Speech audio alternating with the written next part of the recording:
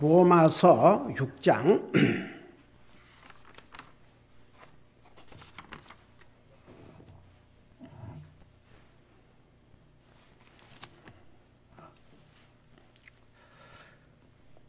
16절에서부터 17절까지 우리 두 절을 같이 한 목소리 읽겠습니다.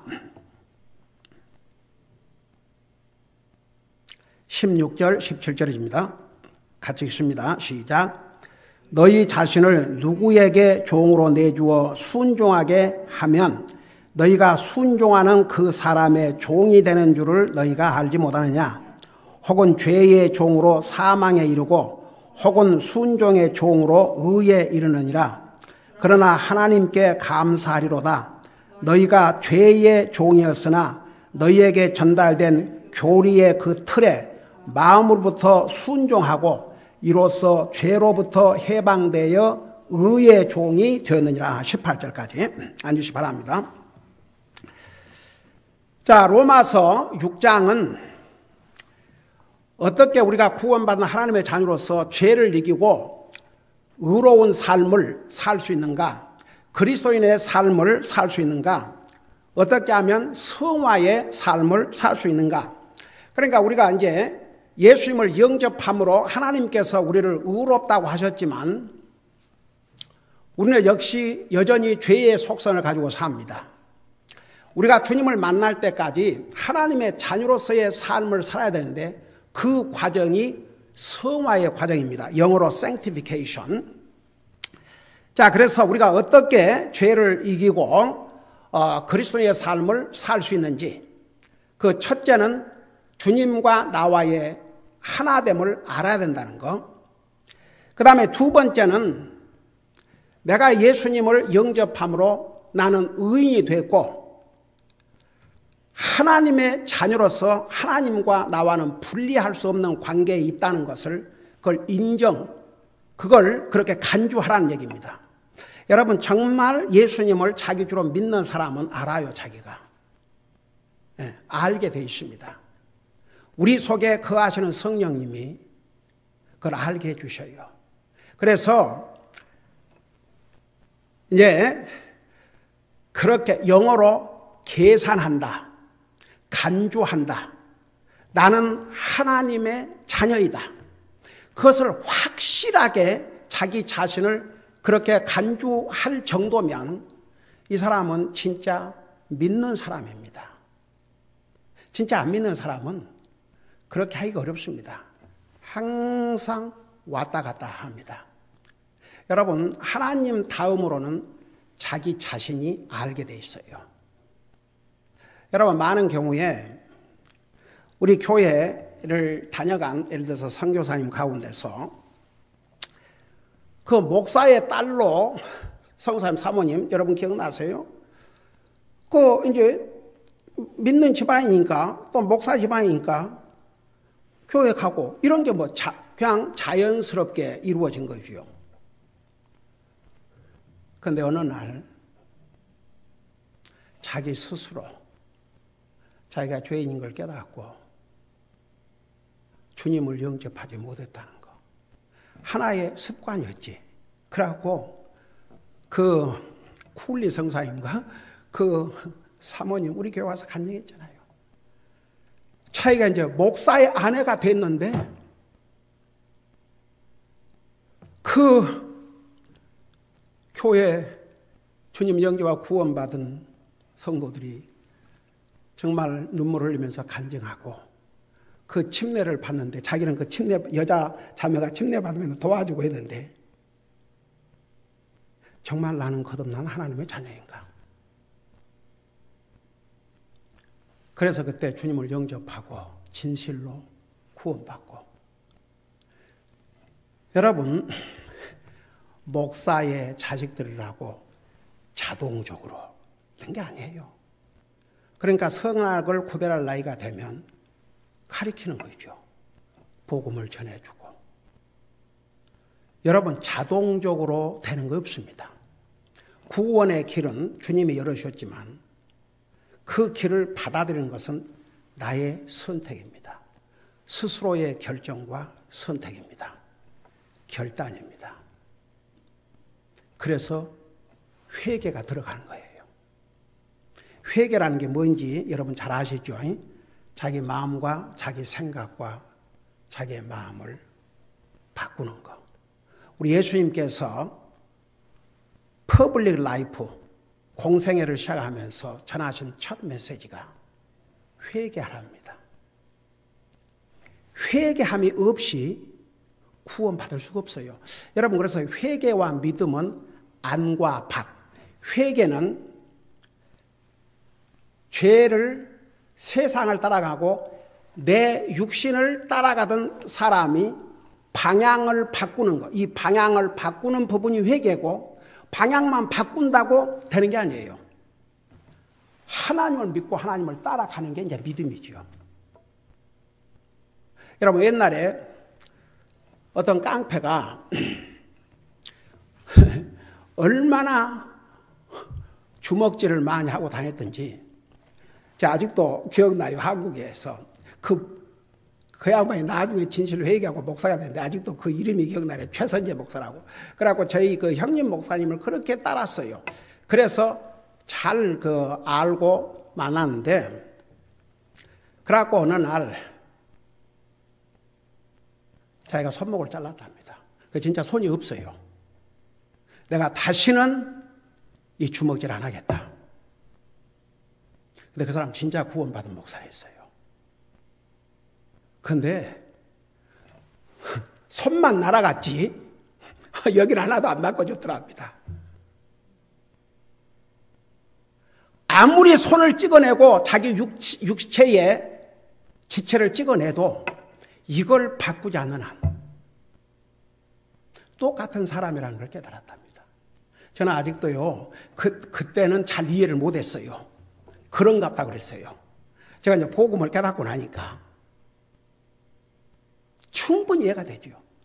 여러분, 왜 유대인들에게 너희들은 할례를 행한 게 아주 그들에게는 대단한 자랑이었습니다. 할례를 행하는 게. 근데 신약 성경이 뭐라 하십니까? 심지어는 구약 성경의 에스겔서에도 마음의 할례, 마음으로 회개하지 아니하면 아무리 겉으로 할례를 받았다 해도 그것 갖고 하나님의 자녀요, 진짜 하나님을 믿는다고 볼 수 없다는 게, 그러니까 마음의 할례, 진정한 회개. 그러니까 보세요. 우리가 이제 구원받은 하나님의 자녀가 된 순간에 우리가 의로운 자가 됐지만 하나님 앞에 가는 그 순간까지 이 삶, 사는 동안 우리가 하나님의 자녀로서 살아야 되는 것은 우리 몫입니다. 그게 성화의 과정이에요. 자, 그리고 나서 그 율법과 은혜의 차이에 대해서 지금 공부하고 있지 않습니까? 그러니까 이제 우리가 정말 죄를 이기고 하나님의 자녀로서의 거룩한 삶, 성화의 삶을 살기 위해서는 주님과의 관계를 분명히 알고 자기가 정말 하나님의 자녀인 줄로 간주하고, 그리고 나서는 우리가 더 이상 율법 아래 있으면 안 된다는 거. 그래서 율법과 은혜의 차이에 대해서 우리가 지금 공부하고 있는데, 이런 것을, 이 율법과 은혜의 그 차이를 알아야 죄를 이기고 그리스도인의 삶을 살 수가 있습니다. 자, 그래서 이제 그 율법과 은혜의 차이에 대해서 지난주에 자세하게 설명했죠. 자, 오늘은 그러면 율법 아래 있는 사람과 은혜 아래 있는 사람의 차이가 뭐인가? 그 차이를 성경에서 자세하게 설명하고 있습니다. 14절부터 22절까지 그 내용을 설명하고 있는데, 여러분 우리 6절에 들어가기 전에 14절 15절을 잠깐 복습할게요. 너희가 율법 아래 있지 아니하고, 그러니까 이제 하나님의 자녀들, 정말 너희가 예수를 믿고 구원받은 하나님의 자녀라면 너희가 율법 아래 있지 아니하고 은혜 아래 있으므로 죄가 너희를 지배하지 못하리라. 그러니까 구원받은 하나님의 자녀가 된 순간에 우리는 더 이상 율법 아래 있지 아니하고 은혜 아래 있기 때문에 죄가 우리를 지배하지 못한다. 그 말은 내가 죄에게 순종하고 죄를 따라가고 죄가 나를 컨트롤하도록 내버려 둘 수 없다는 얘기입니다. 자, 그러면서 15절에서 그런즉 어찌하리요? 우리가 율법 아래 있지 아니하고 은혜 아래 있으므로 죄를 지으리요. 제가 이 부분에 대해서 많이 얘기했죠. 그러면 하나님의 은혜로 구원 받았으니까 어차피 율법으로 구원받지 않은 것이니까 그럼 뭐 죄를 지어도 되겠네요. 성경이 뭐라고 답변하고 있습니까? 결코 그럴 수 없다 그랬습니다. 여러분 보세요. 어떤 사람이 진짜 예수님 믿고 구원받고 하나님의 자녀가 되면 자기 노력이나 행위로 구원받은 게 아니고 하나님의 은혜로 구원받았다는 것을 알기 때문에 그 주님의 은혜에 감사해서 그 주님을 위해서 살게 돼 있어요. 더 죄를 짓는 게 아니고 죄를 안 지려고 노력을 하게 되죠. 하트가 달라져요.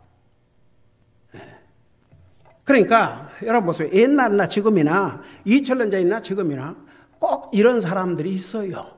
그러면 뭐 하나님 은혜로 구원받으니까 사는 건 아무렇게 살아도 되겠네. 그럼 그건 가짜예요. 아직 하나님의 은혜를 깨닫지 못한 사람이요. 정말 구원받은 하나님의 자녀라고 할 수가 없습니다. 하나님의 은혜를 정말 깨달으면 달라지게 되어 있습니다. 여러분, 사울이 바울 되기 전에 모습을 보세요. 와, 사울 아주 열심히 있었습니다. 그는 율법 아래 흠이 없다고 할 정도로 대단한 사람이었습니다. 교만했습니다. 그래서 예수님을 믿는 사람들을 우습게 여겼습니다. 하나님의 율법도 모르는 이러면서 와, 그 스데반을 돌로 쳐 죽일 때 싹 한번 생각해 봐요. 그리스도의 복음을 전하다가 그 돌에 여러분 돌에 맞아 죽을 때까지 피투성이가 돼가는데 여러분 참 사람들 잔인한 거예요 진짜. 그걸 참 보면서 만족스럽게 그러고 가다가 다마스카 가서 거기 사는 그리스도인들까지 다 결박을 해가지고 와서 죽이려고 그런 권한을 받았다고 그랬어요. 그러고 가다가 사울아 사울아 어찌하여 나를 핍박하느냐. 결국 그 주님 앞에 꼬꾸라졌죠. 그러니까 나중에 그를 통해서 얼마나 많은 계시를 주님이 주셨습니까? 우리 빌립보서에 보면 자기가 그리스도를 알고 난 다음에는 그동안 배웠던 모든 지식을 배설물같이 여긴다고 그랬고 자기가 생각했던 그 의로움은 정말 아무것도 아니라는 것. 예수 그리스도의 그 의로움을 통해서 진짜 의로운 자가 된 것을 깨달았음을 성령의 감동을 통해서 기록했지 않습니까? 여러분 눈으로 직접 봐요. 우리 다시 로마서 돌아올 테니까 빌립보서 2장을 보시 바랍니다.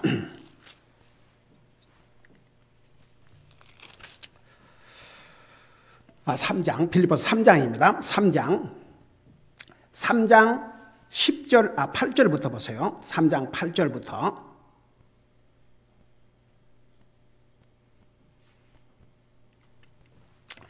이 사도 바울은 그 예수님을 알기 전에 굉장히 율법에 충실했습니다.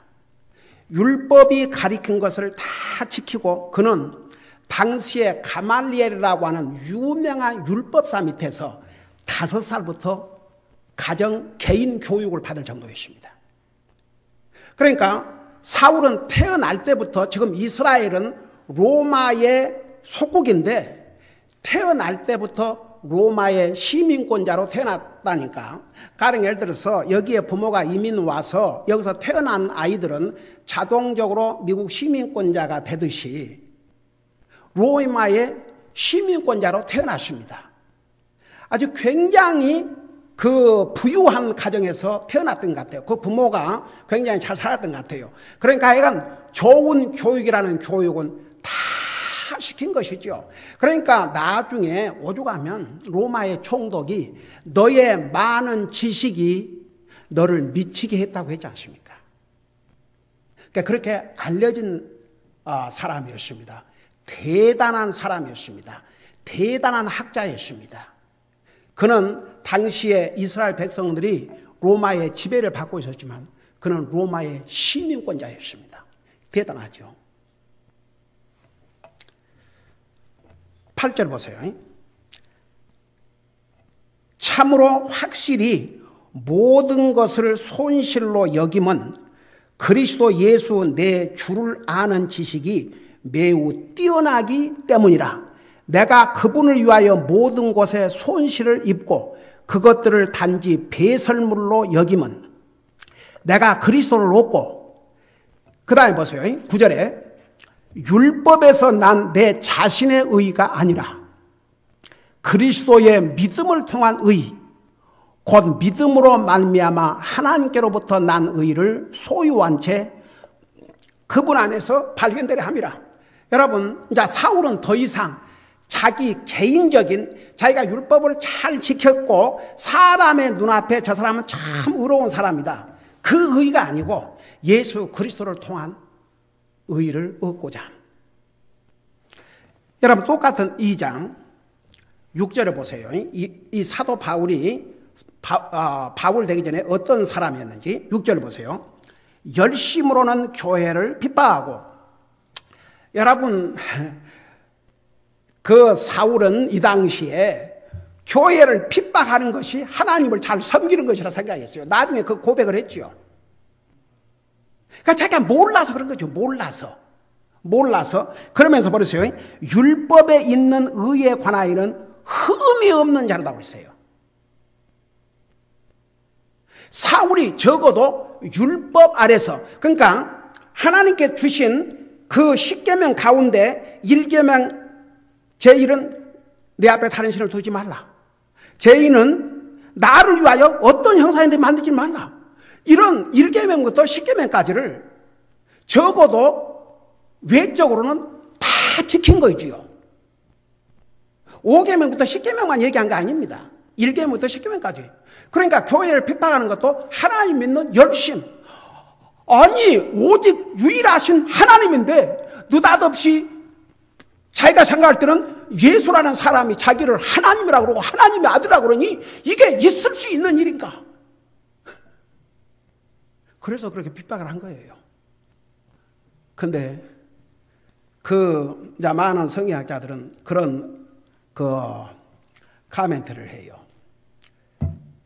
와, 자기는 그렇게 하나님을 향해서 열심인데도 저 스데반처럼 내가 하나님을 향한 그 믿음 때문에 저렇게 돌에 맞아 죽을 수가 있겠는가?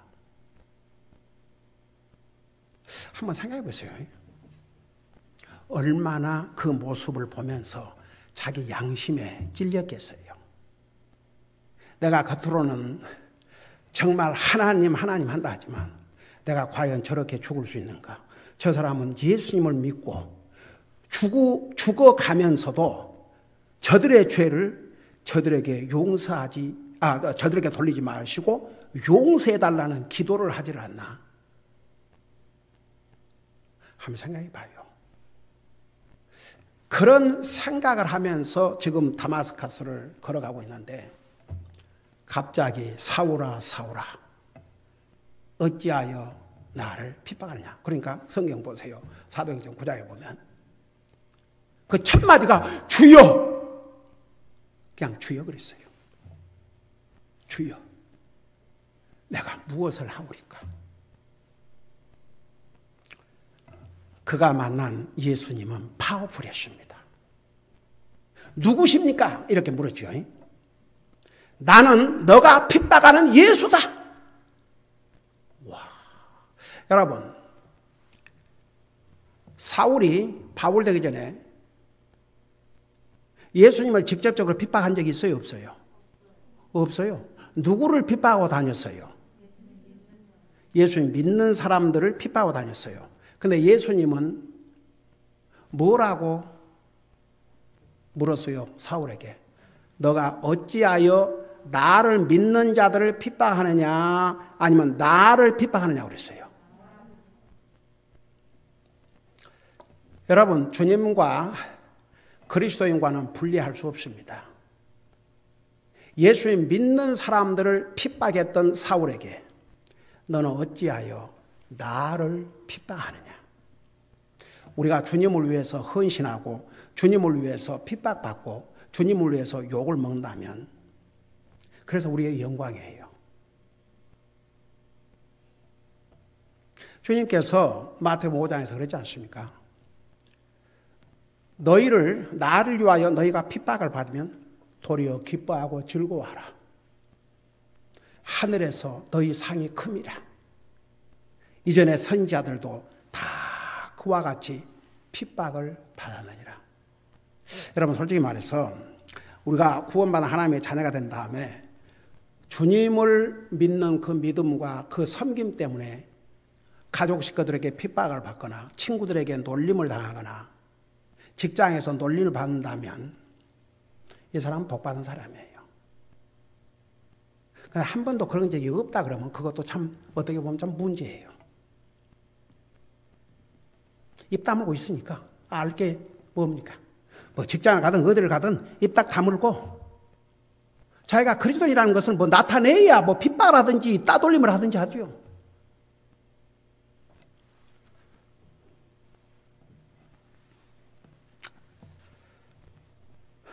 내가 알기로는 내 자녀들은 어디를 가든지 그리스도인이라는 것을 항상 알리고 살았어요. 그러니까 딱 이렇게 만난 사람들이 이상의 크리스천들이 또 모이는 거예요.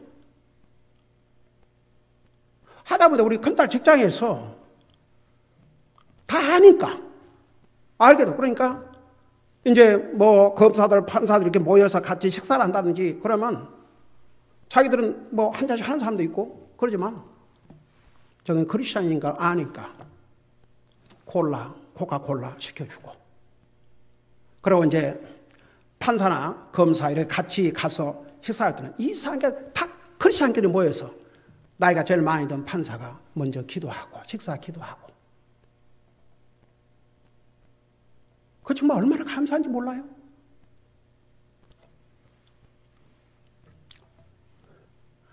우리 혜나 가르치면서 크리스천인 거 다 얘기를 하고 이제 아빠가 봤을 때 그런 일하니까 다들 이렇게 물어보고 그 크리스천들은 다 물어보고 기도하고 그리고 어떨 때 집에 전화 받으면 데디는 어떠냐고 Oh man, he's been getting much better.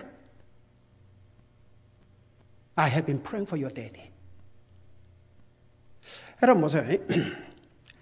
내가 구원받은 하나님의 자녀라는 것을 어디를 가든지 알리다 보면 또 그리스도인들이 같이 이렇게 참 좋은 그런 친구가 될 수도 있고 뭐 그 싫은 사람은 뭐 싫어서 외면할 수 있고 doesn't matter. 제가 아직도 기억나요. 우리 큰딸 버글 다닐 때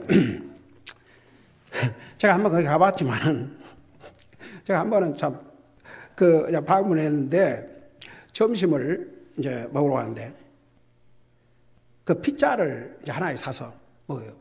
그 시간이 그렇게 없으니까 근데 그 팩백을 메고 다 벽을 보고 서서 먹고 있어요. 그래서 이제 우리는 같이 기도하고 근데 왜 저렇게 다 서서 저렇게 벽을 보고 꼭 불쌍하게 좀 앉아서 먹으면 안 되냐 그러니까 시간이 없대요. 그러니까 얼른 빨리 먹고 다음 클래스를 가야 되고 근데 항상 뭐 먹을 때 기도하면서 먹으니까 한 번은 제가 음식을 사갖고 기도하고 오는데 누가 와서 딱 차를 앉더니 You must be Christian. I am Christian too. 그러고 또 좋은 친구를 이렇게 되고 그러니까 보세요. 우리가 구원받은 하나님의 자녀로서 정말 어디를 가든지 주님의 자녀라는 것을 알리고 그로 인해서 좋은 친구도 사귈 수 있지만 또 반대로 놀림을 당할 수도 있고 외면 당할 수도 있고 조롱을 당할 수 있어요. So what? 그래서 감추고 살 겁니까? 그러니까 그리스도인은 그런 면에서 정말 담대해야 됩니다. 여러분, 그 사울이 주님을 몰랐을 때는 그렇게 살았지만 주님을 알고 난 다음에 어떻게 변화가 됐습니까? 여러분, 가는 데마다 복음을 전한다는 그 이유 때문에 사울을 죽이려고 한 번은 돌로 막 쳤는데 돌에 맞고 꼼짝을 안 하니까 다 죽은 줄로 알고 돌로 치던 사람들이 떠나갔지 않습니까? 근데 털털 털고 일어나서 다음 도시로 가서 복음을 전했다고 성경 사도행전 읽어봐요. 아니, 돌로 그렇게 때려서 죽은 사람처럼 다른 사람이 볼 때도 그렇게 보였다면 얼마나 많이 돌을 맞았겠습니까? 근데 하나님께서 아직도 하실 일이 많이 남았기 때문에 살려주신 것이죠. 여러분, 그래서 그 사도 바울을 통해서 기록한 그 정말 하나님 말씀 중에 고린도후서에도 로마에서에도 과연 우리는 내 믿음을 지키기 위해서 주님을 전하기 위해서 무슨 고난을 어떤 욕을 먹어본 적이 있는가? 한 번도 저는 먹어본 적이 없는데요.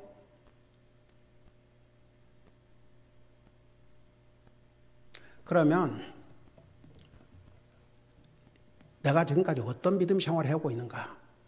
한번 돌아볼 기회를 가지세요. 여러분,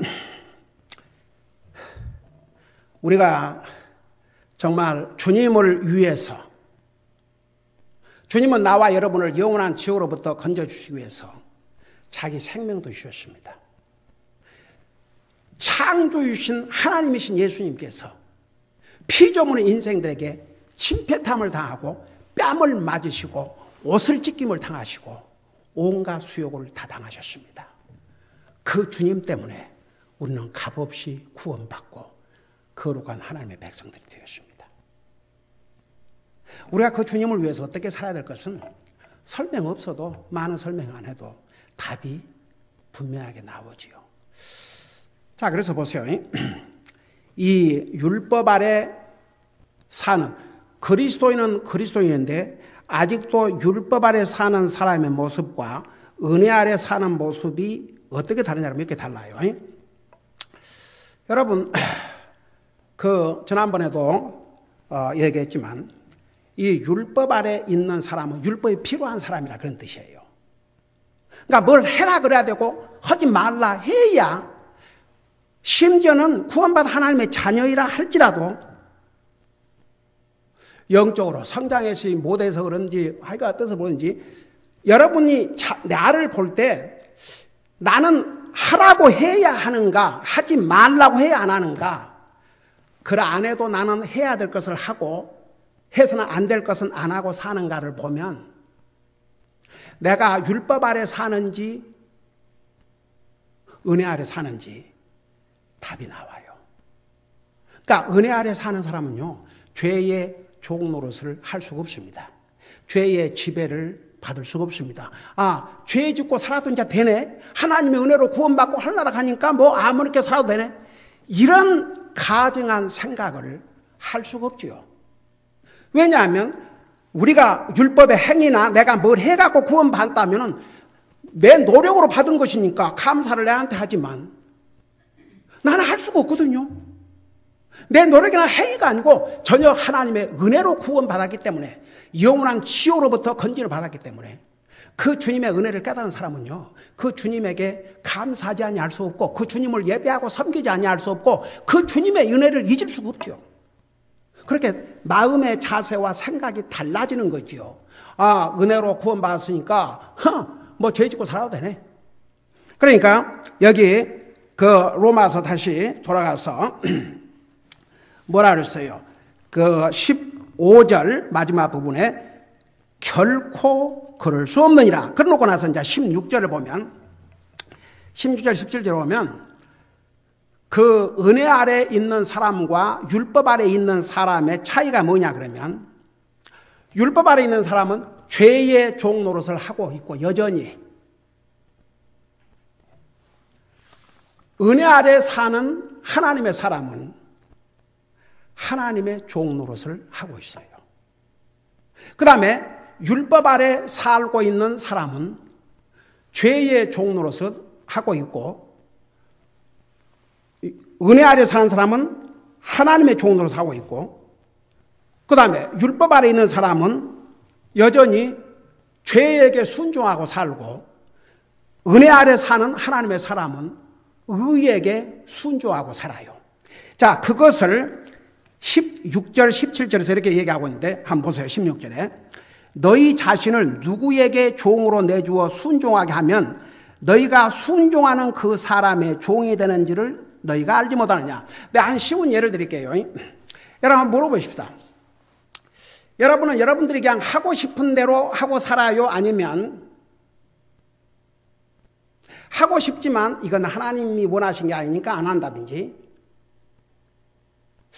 또 하기 싫지만 이건 하나님이 원하시는 것이니까 해야 되겠다, 그렇게 살아요. 그 둘 중에서 여러분이 그냥 여러분이 구원받은 하나님의 자녀라 할지라도 여러분 마음에 내키는 대로 육신의 정욕을, 그러니까 육신이 하고자 하는 대로, 그러니까 하나님을 예배하고 섬기는 이것이고 뭐이고 다 뒤로 제치고 일단은 육신 형편에 따라서 하고, 또 다른 사람이 뭐 이렇게 하자 그러면 따라가고 세상 따라가고, 만일 그런다 그러면 여러분은 누구 종 노릇을 하고 살아요? 죄의 종 노릇, 세상의 종 노릇, 여러분 옛사람의 종 노릇을 하고 살아요. 그러니까 누구에게 순종하든지 그 순종하는 것에 종이 된다고 그랬어요. 죄를 따라가면 죄의 종이요, 의를 따라가면 의의 종이요, 세상을 따라가면 세상의 종이요, 하나님을 따라가면 하나님의 종이 된다고 말입니다. 이해가 되세요? 그러니까 16절 잘 보세요. 너희 자신을 누구에게 종으로 내주어 순종하면 너희가 그 순종하는 그 사람의 종이 되는 줄을 너희가 알지 못하느냐. 혹은 죄의 종으로 사망에 이르고, 이제 결과예요. 죄의 종 노릇을 하다 보면 죽음에 이른다. 여기에 이제 중요한 의미가 있습니다. 여러분 보세요. 우리가 죽음이라는 것은 세 가지 종류의 죽음이 있다고 그랬죠. 제일 처음 일어난 죽음이 무슨 죽음이라고 그랬어요? 영적인 죽음. 아담이 범죄함으로 하나님과의 관계가 끊어졌어요. 그러니까 죽음이라는 것은 분리되는 것을 죽음이라고 그러는데, 그래서 영적인 죽음은 제일 먼저 일어나고 사람은 태어나면서 영적으로 죽은 상태에서 태어납니다. 그 다음에 두 번째 죽음이 무슨 죽음이라고 했어요? 육체의 죽음. 그 육체의 죽음은 영혼과 육체가 분리되는 것이 바로 육체의 죽음입니다. 여러분, 우리가 이렇게 육체를 가지고 살지만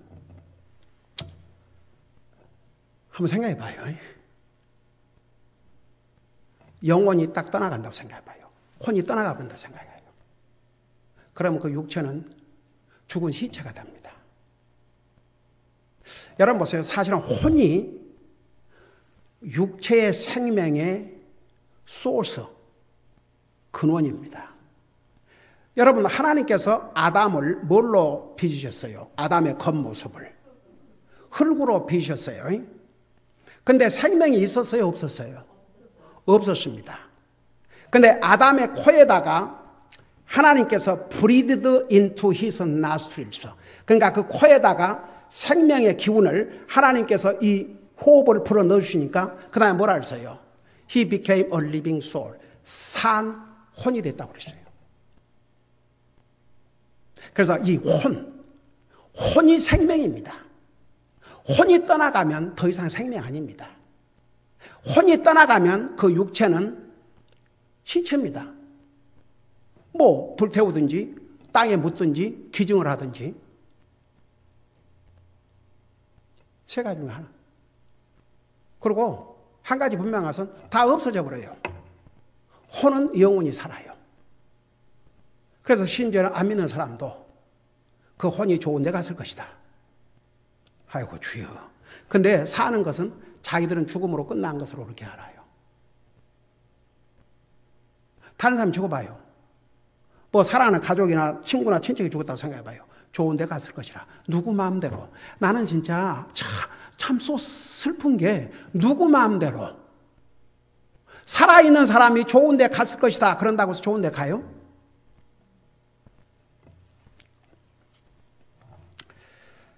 그래서 여기에 혹은 죄의 종으로 사망에 이르고, 잘 들어봐요. 이게 어떤 의미를 가지고 있는가. 이제 끝까지 하나님 안 믿고 죄의 종으로 하다 이제 죽으면 그는 육체적인 죽음 다음에 영원한 죽음. 그 영원한 죽음이라는 게, 그러니까 죽음이 세 가지가 있는데, 영원한 죽음은 혼이고 영이고 육체고 하나님으로부터 영원히 끊어져 버린 상태. 다시는 하나님 앞에 갈 수 없고 구원받을 수 없는.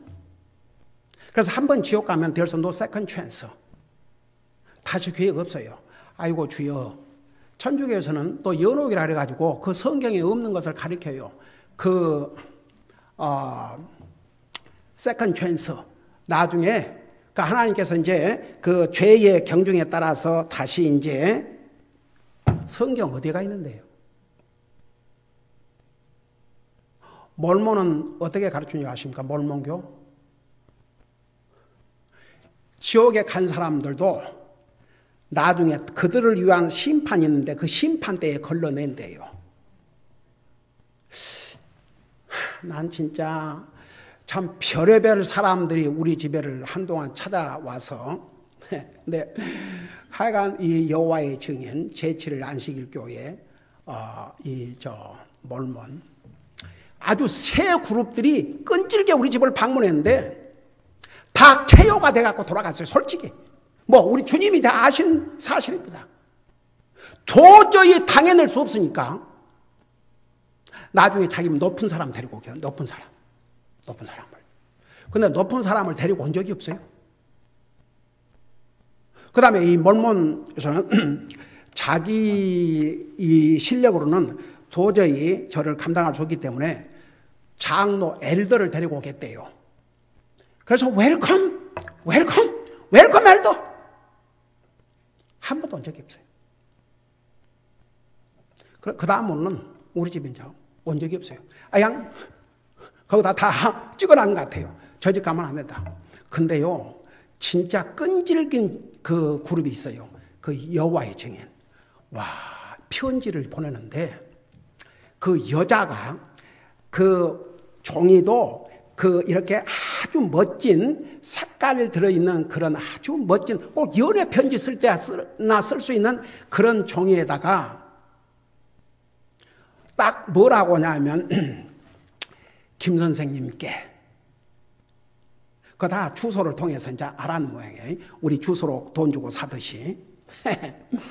그래갖고 얼마나 편지를 나이스하게 쓰는지. 그래서 여호와의 증인은 이 팬데믹이 시작된 다음에 더 이상 그렇게 할 수 없으니까 이제 편지를 가지고 하는데 그게 효과가 있답니다. 그래서 그 편지를 받고 정말 그 모임에 이렇게 참여한 사람들이 늘어나고 있다는 것이죠. 그러니까 여러분 보세요. 참 너무 세든 게 여러분 성경 어디에도 누가복음 16장의 부자가 그 지옥에 가서 물 한 방울을 호소하면서 나사로를 그 물을 찍어다가 거기 보내서 내 혀를 서늘하게 해달라고 했을 때 그게 예수님께서 친히 하신 말씀입니다. 낙원에 있는 자가 거기를 갈 수도 없고 저기 이제 여기 나올 수도 없고 더 이상 두 번 찬스가 없다는 거. 그게 성경입니다. 근데 보세요. 여기에 이제 죄의 종으로 죽음에 이르고 그러니까 진짜 구원받지 못하고 죽어서 영원히 지옥 간 사람도 여기에 해당되지만 특별히 그리스도인들에게는 어떤 의미를 준 줄 아십니까? 아무리 구원받은 하나님의 자녀라 할지라도 계속 죄의 지배를 받고 죄의 종노릇을 하면요. 마치 하나님과 관계가 끊어진 구원받지 못한 사람처럼 그렇게 산다고 말입니다.